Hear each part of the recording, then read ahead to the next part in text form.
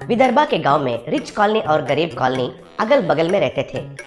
Rich colony वाले अच्छे थे, लेकिन उसमें बबलू कहकर एक बच्चा गरीब कॉलोनी वालों को तो नीच नजर से देखता था, हमेशा उनको कुछ कहकर सताता रहता था। एक दिन बबलू रिच कॉलोनी में सब दोस्तों को बुलाया और उनसे बबलू, देखिए फ्रेंड्स, आप सब के लिए मैं एक फैशन ड्रेस कंपटीशन लगा रहा हूँ। इसके लिए हम सबको स्पाइडरमैन, सुपरमैन, बैटमैन ऐसे सब सुपर हीरोज के ड्रेसेस पहनने चाहिए। ये फैशन ड्रेस कंपटीशन कहाँ लगा रहे हो? इसमें वीआईपी भी आ रहे हैं क्या? इस रिच कॉलोनी में मुझसे भी बढ़कर और कोई वीआईपी है क्या? हम सब ये फैशन ड्रेसेस पहनकर उस गरीब कॉलोनी में जाएंगे और उनको हमारे ड्रेसेस दिखाएंगे। तब हमको देखकर वो गरीब किड्स उनके माँ बाप के पास जाकर हमारे जैसे कपड़े खरीदने के लिए पूछकर उन्हें तंग करेंगे। तब बड़ा मजा आएगा। क्या कहते हो चिंटू? नहीं यार, वो लोग हमारे जैसे कपड़े नहीं खरीद सकते हैं। हमें ऐसा करना गलत बात है। मुझे ये सब पसंद नहीं है।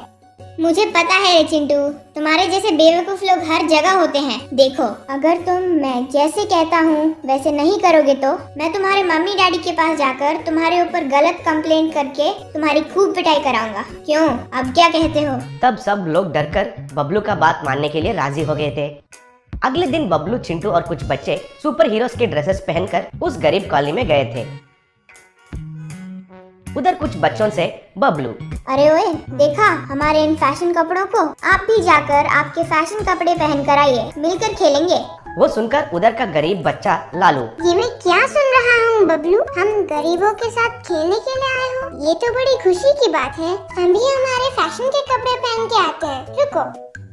कहकर वे सब लोग बोरी से बने हुए कपड़े, ऐसे कई तरीके के गरीब कपड़े पहनकर आए थे और उन बोरी में कूदते हुए आ रहे थे। वो देखकर बबलू उनके दोस्तों के साथ, अरे मेरे रिच किड्स, देखिए कितना कॉमेडी वाले हैं ये गरीब किड्स। ये और इनके गंदे हरकत, बोरी में कूदना, कपड़े के ऊपर बिठाकर खींचना, इन लोगों को ये सब छोड़कर और क्या आता है? मुझे तो कॉमेडी नहीं, लेकिन हमारे साथ खेलने के लिए आए हैं कहकर उनके चेहरों में खुशी दिखाई दे रही है। अरे बाबा, मुझे ये कीड़ा कहाँ से मिला रे? इतने में उधर एक कुत्ता भौं, भौं, भौं कहकर बबलू को काटने के लिए कूद पड़ी। तब लालू उस कुत्ते से, हे बंटी, रुक जाओ। बबलू भी हमारा दोस्त है। कभी कभार हमारे बारे में ऐसे ही बातें करता है। क्यों रे लालू, बहुत चढ़ गया है क्या? मैं कौन हूँ यह जानते हुए भी उस कुत्ते को मेरे ऊपर छोड़ दिया।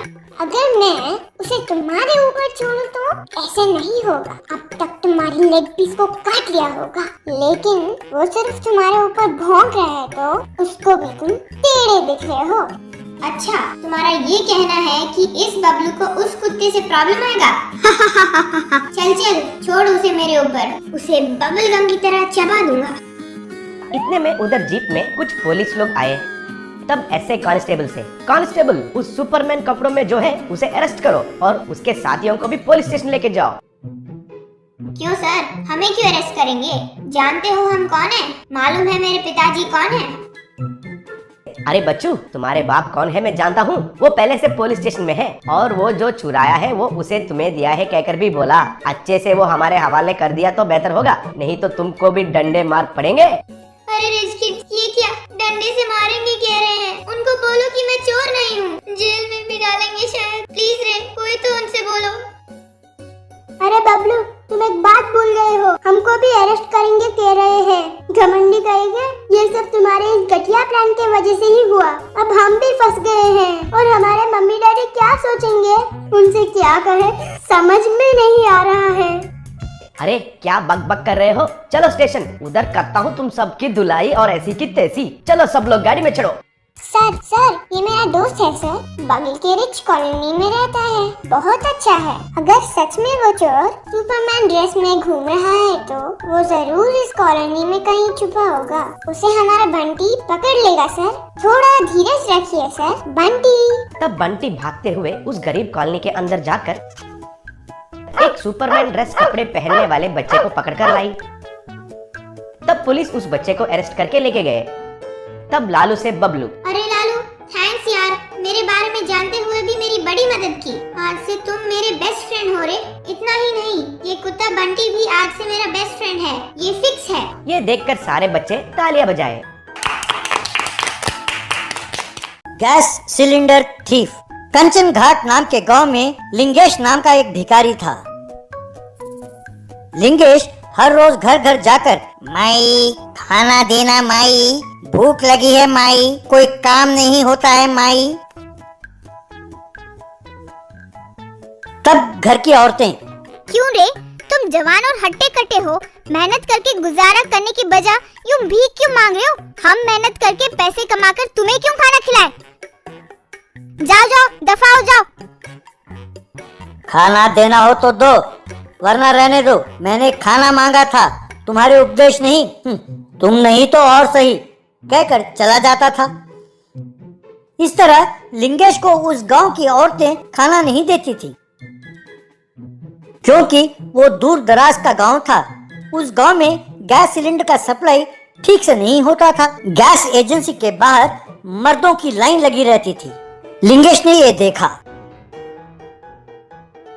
इस गांव की औरतें अकड़ती बहुत हैं। इनके पति काम क्या करते हैं?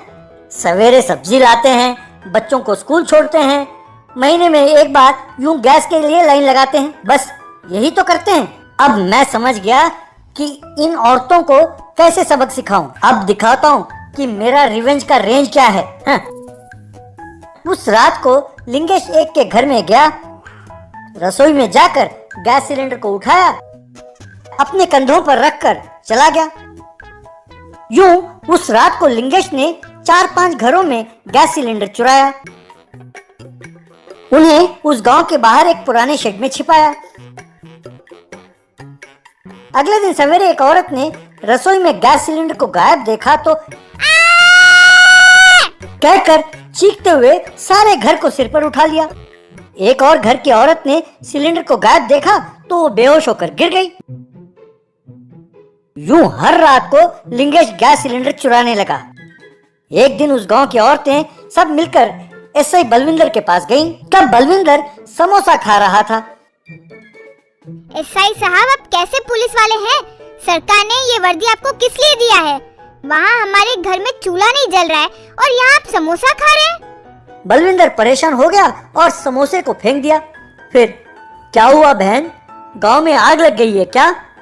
गांव में आग नहीं लगी है, हमारे घर में चूल्हे नहीं जल रहे। घर के सारे कीमती सामान वैसे के वैसे ही हैं, पर कोई चोर कमीना गैस सिलेंडर चुरा कर ले गया है। अगर पैसे और गहने चोरी हो जाते तो भी हमें इतना दुख नहीं होता।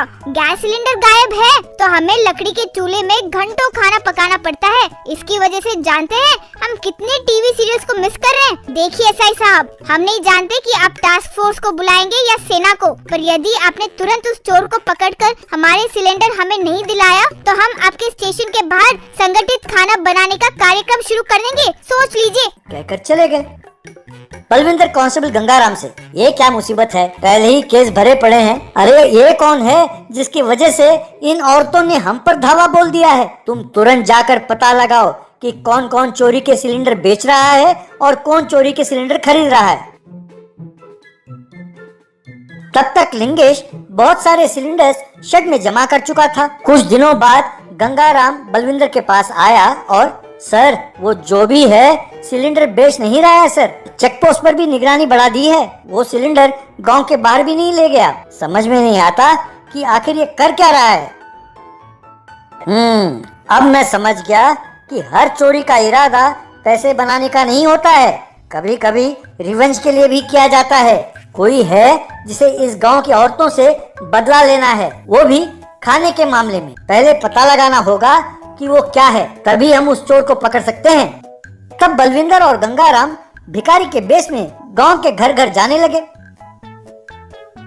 माई थोड़ा खाना देना माई। इतने में लिंगेश वहां आया और अरे गांव में नए आए हो क्या?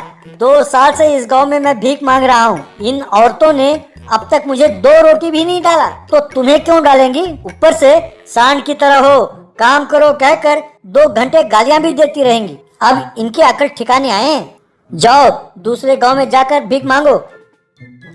बलविंदर और गंगाराम को बात समझ में आ गई। बलविंदर ने तुरंत लिंगेश को पकड़ा। मैं जान गया कि तुम ही सिलेंडर चोर हो। तुम्हें 2 ऑप्शन देता हूँ, वो सिलेंडर हमें सौंप दो और जेल में अच्छा खाना खाओ। दूसरा, सिलेंडर उन औरतों को सौंप दो और उनके सामने हथियार डाल दो। दोनों में तुम्हें क्या करना है सोच लो। ना सर ना, उनके सामने झुका तो मेरा जीना मुश्किल हो जाएगा। मैं आपके पास ही आत्मसमर्पण करता हूं सर। बाद में बलविंदर ने प्रेस मीट बुलाया और उन सिलेंडर्स को सजाकर उनके पीछे लिंगेश को खड़ा किया और फोटो खिंचवाया। फिर उन सिलेंडर्स को उन सबको सौंप दिया।